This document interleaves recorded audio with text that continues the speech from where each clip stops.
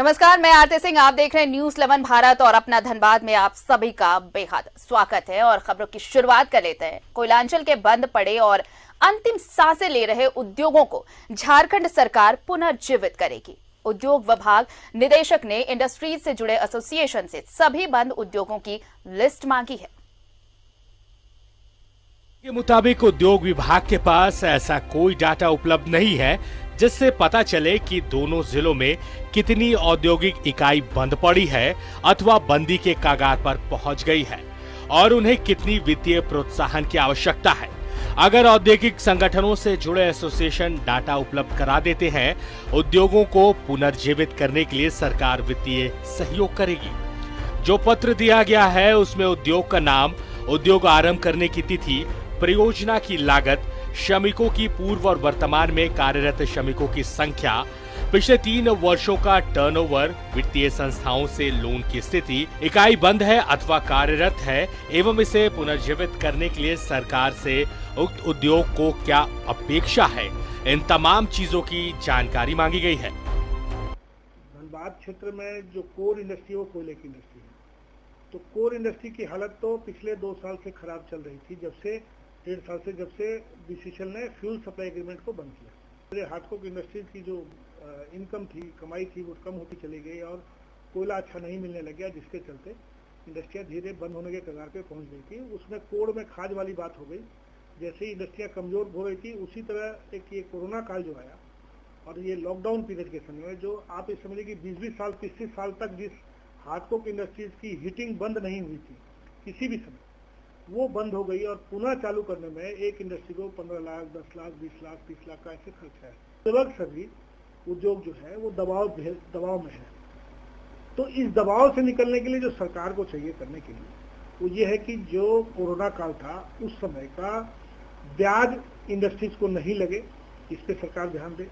उस कोरोना काल में बिजली के जो फिक्स चार्ज लाखों और जिसको हजारों लाखों रुपए में, छोटी इंडस्ट्री को हजारों में, बड़े इंडस्ट्री को लाखों में, ये जो फिक्स चार्ज है इसको तत्काल वापस ले। धनबाद जिला निश्चित रूप से एक बहुत बड़ी औद्योगिक क्षेत्र रहा है और यहाँ से हजारों लोगों को रोजी रोजगार मिलती है, परंतु सरकार की उदासीनता, कच्चे माल की आपूर्ति की कमी, रंगदारी और भय का वातावरण के कारण बहुत सारे उद्योग बंद हो रहे हैं। सरकार अगर चाहेगी ईमानदारी पूर्वक और जो उद्योग मालिक हैं, जो इससे त्रस्त हैं, जिनको घाटा हुई है, जो उनका भरपाई अगर करेंगे, कच्चे माल की आपूर्ति करेंगे, मजदूरों को उचित रोजगार देंगे और जो संसाधन होना चाहिए एक सरकार के तरफ से सरकारी उद्योग चलाने के लिए, सारी चीज की अगर व्यवस्था करती है तो निश्चित रूप से पुनर्जीवित हो सकता है। आप धनबाद कोयलांचल के हजारों उद्योगों को पुनर्जीवित करने के लिए जिस तरह से झारखंड सरकार ने कदम उठाया है, अगर उद्योग विभाग के अधिकारी और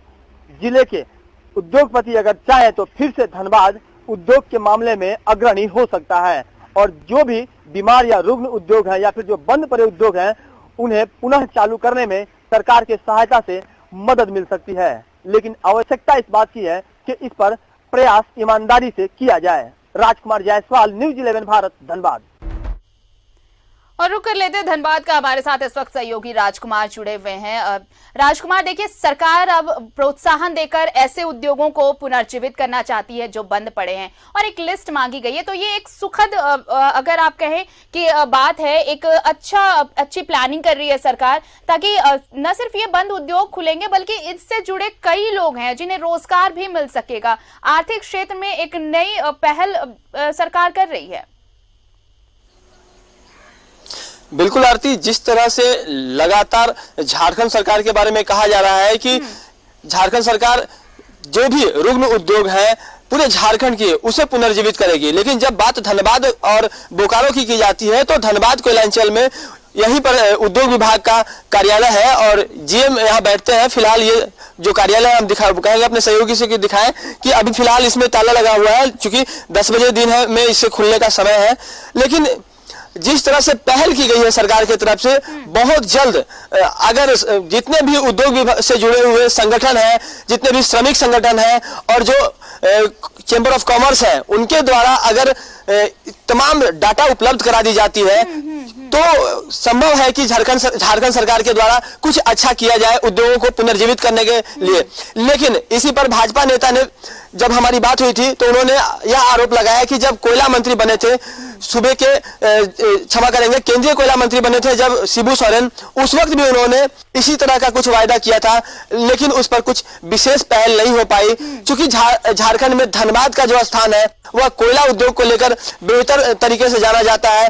यहाँ पर हजारों कोयला के उद्योग हैं, और न सिर्फ कोयला के बल्कि आयरन स्टील हो गया, चाहे अन्य तरह के उद्योग, जितने भी तरह के उद्योग आप कह सकते हैं, लगभग 200 से 300 तरह के उद्योग धनबाद कोयलांचल में हैं। और उनकी स्थिति यही है कि आज 25 से 30% कोयले के जो उद्योग हैं और जो अन्य उद्योग हैं वो जीवित अवस्था में है, यानी कि चालू अवस्था में है, और बाकी जो है वो धीरे धीरे या तो रुग्ण अवस्था में है, यानी कि बंदी के कगार पर है, या वो बंद हो चुके हैं।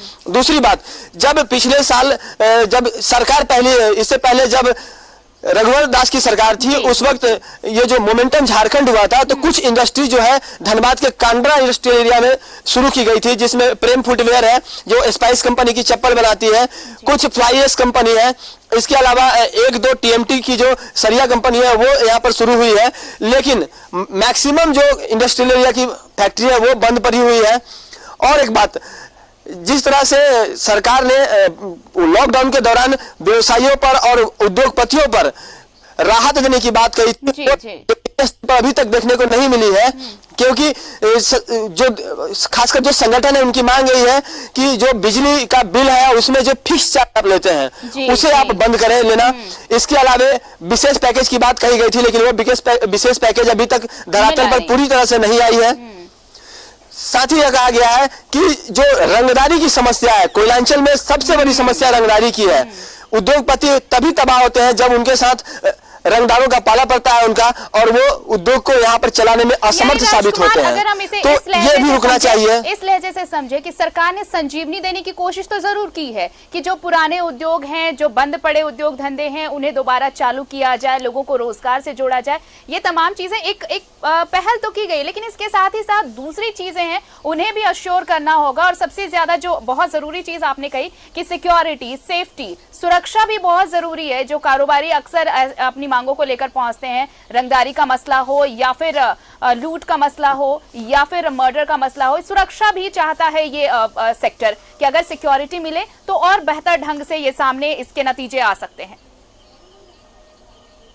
बिल्कुल आरती, जिस तरह से पिछले दिनों धनबाद के तमाम इलाकों में जो आपको देखने को मिला, सुनने को मिला कि थोड़ी थोड़ी सी बात पर कोयलेरी इलाकों में गोली चल जाती है, हत्याएं हो जाती हैं और लगातार हत्याओं का सिलसिला यहाँ पर शुरू हो जाता है, गैंगवार भी होते हैं। तो कहीं ना कहीं आवश्यकता इस बात की है कि सोशल सिक्योरिटी के साथ साथ हर तरह की सुरक्षा जो है वो व्यवसायिक घरानों को मिले। खासकर उद्योगपति जो है वो इस परिस्थिति में होते हैं कि वो एक तरफ खाई और दूसरी तरफ खड्डा वाली स्थिति में होते हैं, क्योंकि कहीं से भी जब अगर वो पुलिस के पास जाते हैं तो वहां भी सुरक्षा के नाम पर उन्हें एक मुश्त रकम चुकानी पड़ती है, जो कि ब्लैक मनी आप कहिए, लेकिन वो जरूर चुकानी पड़ती है। साथ ही सब चीजों के साथ साथ सिक्योरिटी भी बहुत जरूरी है। अगर सरकार ने पहल की है तो बाकी चीजों को भी ध्यान में रखना होगा, तभी ये सेक्टर और फ्लोरिश हो पाएगा। शुक्रिया तमाम जानकारी के लिए राजकुमार। तो बंद पड़े उद्योग फिर से चालू किए जाएंगे। उद्योग विभाग ने बंद उद्योगों की लिस्ट मांगी है और अब जब ये लिस्ट आएगी तब ये कार्रवाई शुरू की जाएगी कि कैसे ये उद्योग वापस पुनर्जीवित किए जाए,